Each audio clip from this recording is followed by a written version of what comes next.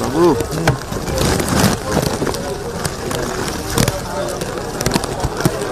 মাথা ঢুকেন না একটু পরে পেশারে সামলানো যাবে হাতে খালি আগে যাবে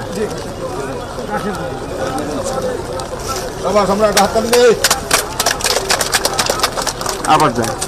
ধর না কেন পিছন না পিছন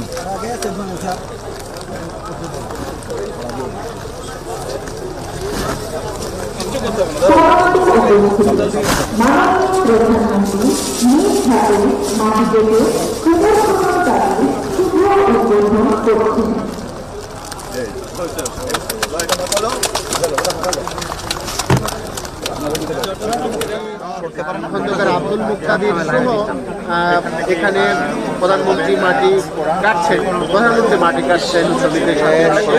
এবং এই নদীটির প্রাণ ফেরানোর জন্য তার যে সদিচ্ছা এটি এলাকাবাসীর কাছে প্রশংসা করাচ্ছে। তারা প্রত্যাশা করছেন যে প্রধানমন্ত্রীর এই খনন কাজ উদ্বোধনের মধ্য দিয়ে